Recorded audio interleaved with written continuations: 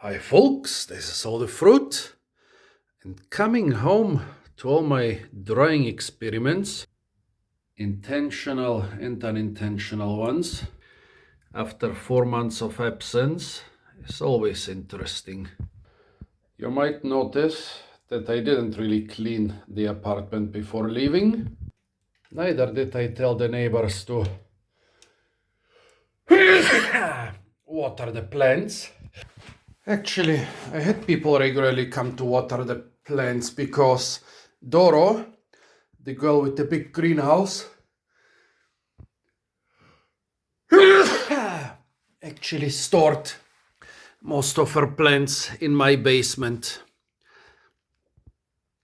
But at least it seems she didn't eat the dried fruits. So let's see what we have here.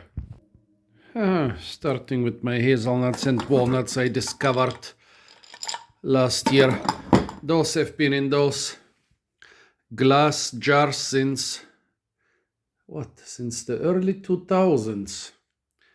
Maybe not the early, maybe the late 2000s, 2009. Let's try them. So let's see, those would be 15 to 20-year-old hazelnuts. Never crack stuff with your teeth, folks.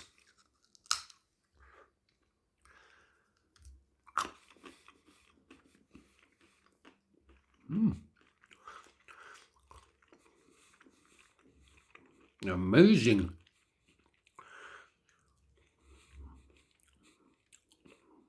Still tasting good. Maybe there was a tiny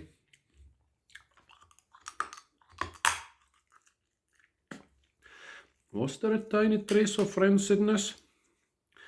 Or was this just...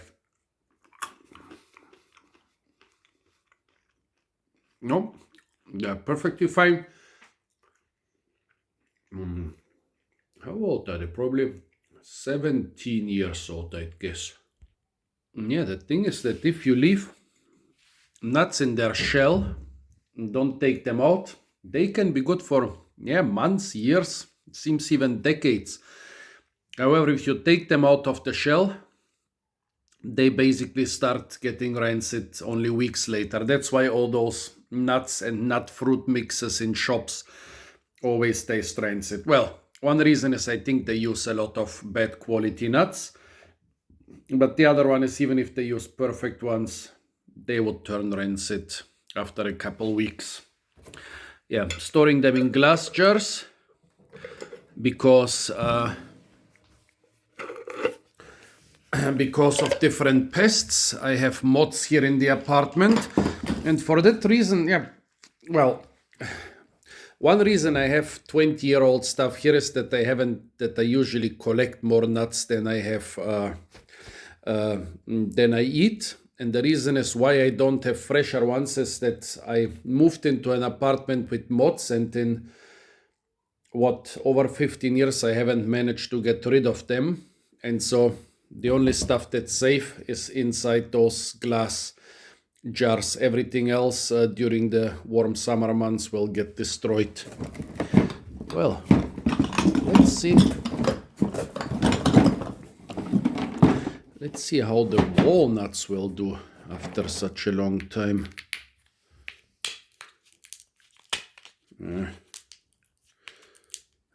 Did I store hard walnuts this way?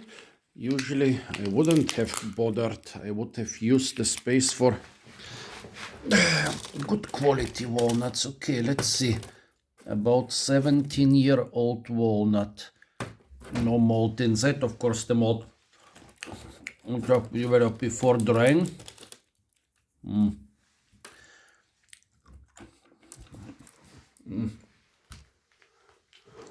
Okay. This walnut tastes rancid.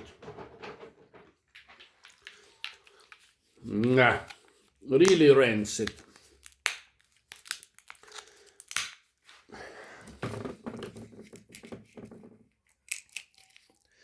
What about the next one? I mean, it could have been just a bad walnut, right?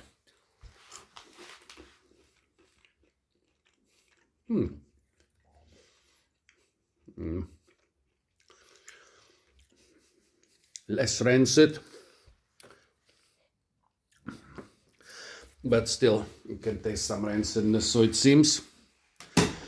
Walnuts, don't store that well for decades. If you want to store nuts for decades, stick to hazelnuts. Let's try the nuts I collected last year. During winter, usually it's too cold here for the moths to fly around, so my stuff is safe for a couple months. Oh, again, some pretty tough walnuts. Or am I getting weak? Oh, come on. Now that's totally embarrassing.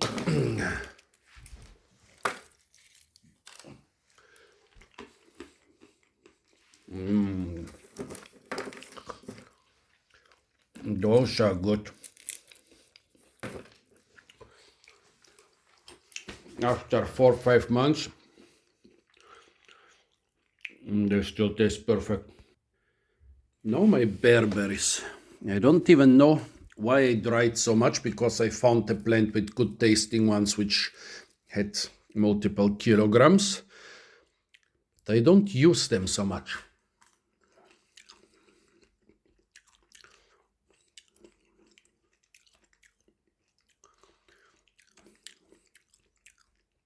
Nice and sour. But almost no flesh. Also, I see a lot of black discoloration here. Those could be aflatoxins, toxic substances in black mold. So basically, before using them, I have to remove all the fruities that have any black on them. I did a couple of drying experiments with Nightshade. Here I removed the kernels and dried yellow as well as black Nightshade. The light brown ones are the yellow ones, and the blackish ones are the black ones. Why are some of them not shriveled up? Well, those started rotting, and at the same time the rotting juice closed those all got injured when I ripped them off the stalks. I think most of them started rotting, and in many of them the rotting juice just closed the entrance hole into the fruit. And so the blown up ones are definitely rotten. Also the ones which show a brownish color should be rotten. Maybe the yellow ones, which still look very light,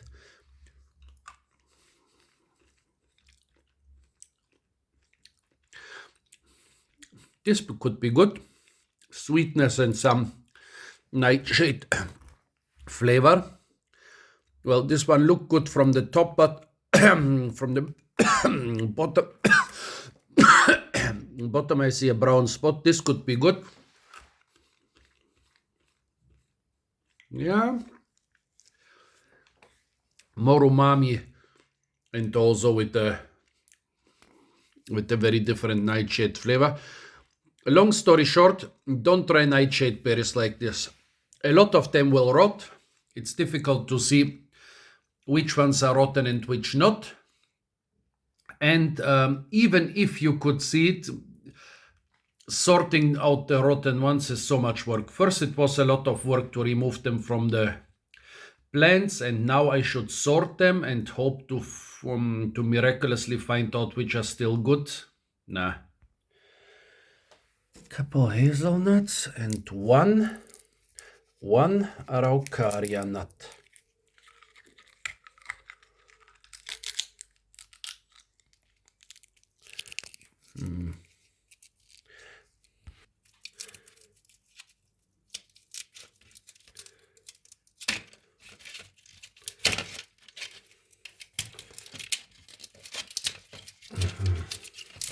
Come on, man.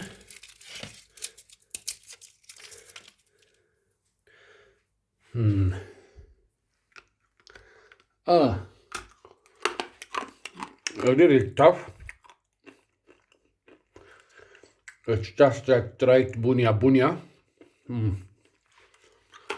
Yeah, but still tastes good. I left those oleaginous berries outside in this bowl like this. I didn't dry them, I bought them.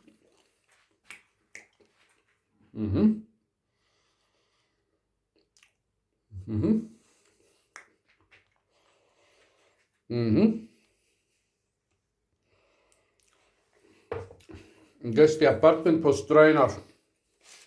Not only are they not rotten, they're also still perfectly dry. Couple things which were in more or less well closed plastic bags. I expect those to have survived without any problem. Almonds, walnuts, hazelnuts. It's late March and I have to eat them before it gets warm enough and my first moths start to fly. Ginger. That was very soft.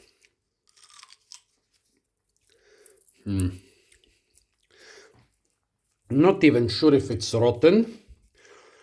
Still smelling gingery, but I already bought new one, so bye-bye. Hazelnuts, and I suspect that this is not Corylus avellana, but Corylus maxima from a specific university garden. A lot of the hazelnuts lately are affected with some... Oh, come on. Break finally.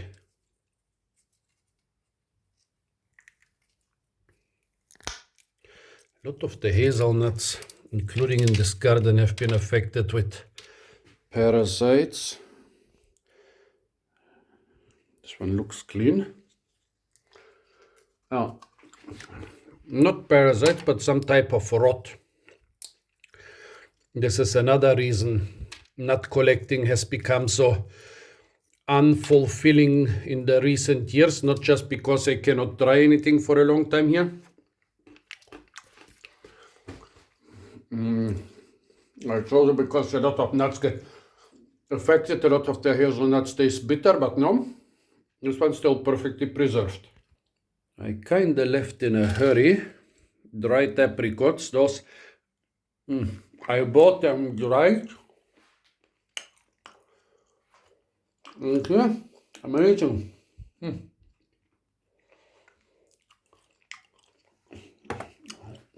Maybe I should try more stuff about the winter.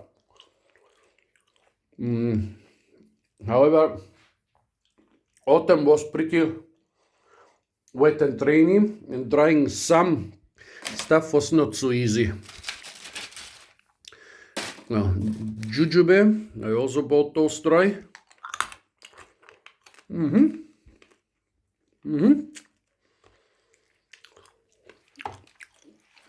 Still super dry and crunchy. My basil didn't make it without watering, of course.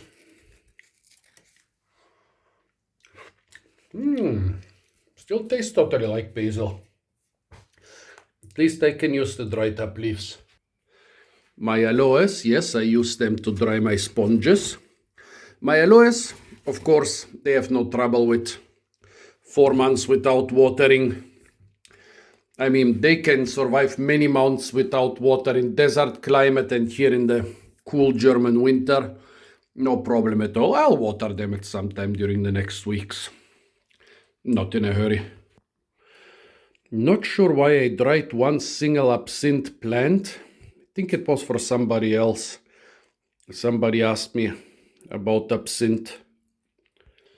Here a much more successful method of drying nightshade. You just collect the plants, or if you don't want to mess with the soil on the roots, you just collect single branches and put them somewhere to dry. You have a lot less work because you don't have to pick every single berry. And also they don't rot that fast because the berries don't get wounded, they are still attached to the plant. If you don't have enough space for the plants, you can also cut off the single inflorescences with scissors. However, I'm not sure. This should have dried perfectly, but some of them are brown.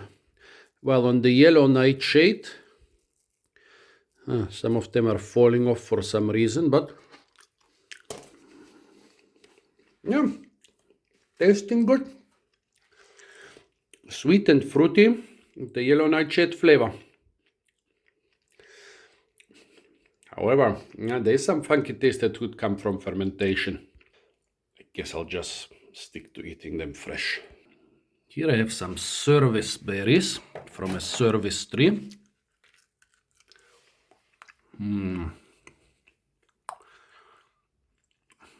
No visible mold on the inside them.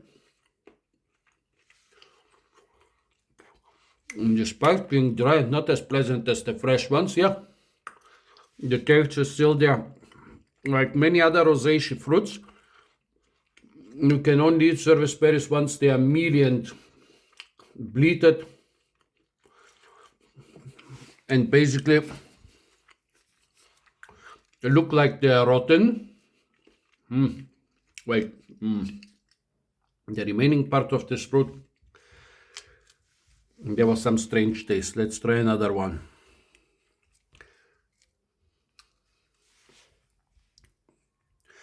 Okay, I cannot detect any rotten looking stuff inside.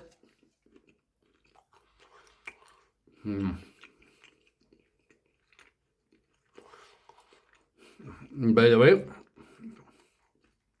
in the old times and even in modern times, sometimes such dried, very meaty fruits were ground up for flour, for porridges, for bread, for cakes, whatever.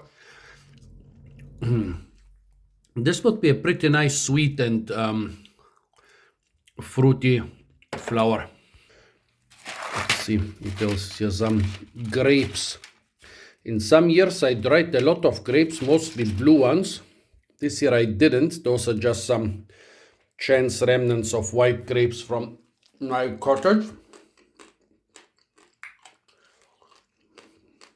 They dried quite well. The main problem is they are too dry. I guess when you make raisins, you stop the drying at some point where they are still juicy enough. And in modern times, the raisins are also usually oiled because oil makes them more subtle and doesn't dry out or doesn't rot them. Those are a little bit too dry. That's the main problem. Oh, and here, by the way, some 3 hazelnuts, which I'm not gonna crack there. We already did Corylus avellana and Corylus maxima. Corylus colurna stores even better than those actually. There is a place where they are good until May or June. They remain edible all winter on the ground near the student dorms, and unfortunately the rats also know that, so there is a big rat population there. Yeah, and there is a big problem with those rats in which I was involved because they claim that my orchid meadows where we don't cut the grass in spring are the reason for the rats. And I told them their students who throw their trash everywhere the reason for the rats. Later I found out that probably another reason for the rats are those Corylus colurna, which in this specific place usually survive the winter in a total edible state, and in front of the rat burrows you can actually see big piles of Corylus colurna husks, even fresh ones now in spring. But yeah, don't want to, well, maybe I should try this. This walnut has stayed open for at least 4 to 5 months now. Let's try it. If it's rancid.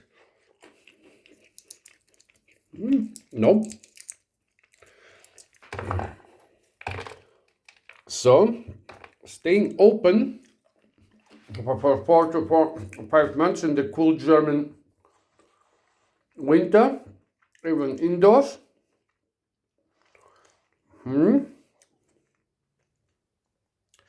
Keeps you quite fresh, but in summer, in 4 to 5 months, would have totally become rancid. Not exactly sure what this thing is. An apple, maybe? A kaki? Oh, I think this is an unripe kaki. I actually wanted to peel a bunch of kakis and dry them. Is the kaki? Yeah, 1, 2, 3, 4. 4 sepals.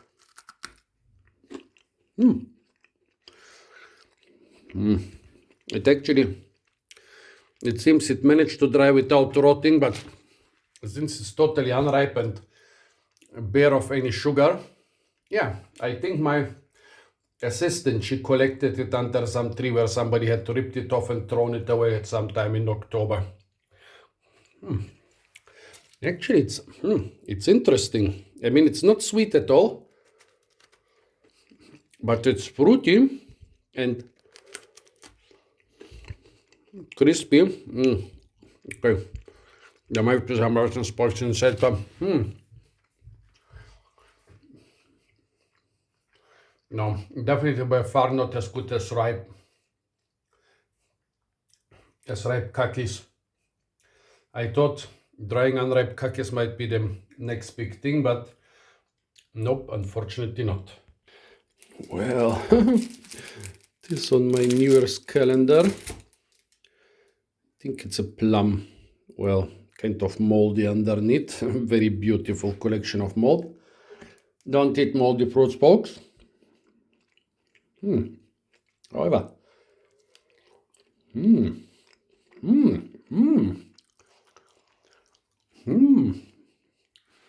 the upper part still tasting good, sweet and fruity, but no, don't eat moldy fruits. Some watermelon seeds, some Himalaya pine. Those Himalaya pine seeds were very expensive, but what I didn't know is that even in the shop half of them were rotten. This seems to be good.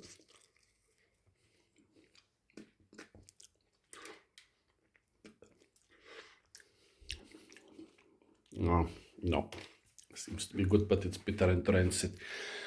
Whenever we have some dried fruits or nuts or seeds and whatever and eat them, and they're bitter and rancid, spit them out.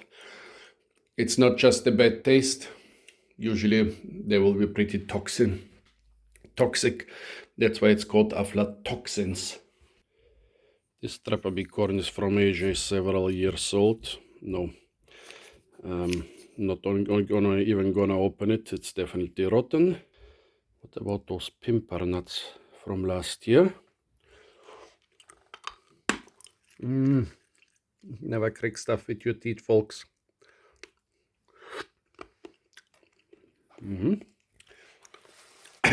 Still totally edible. Black walnuts, but I'm too lazy to crack them now.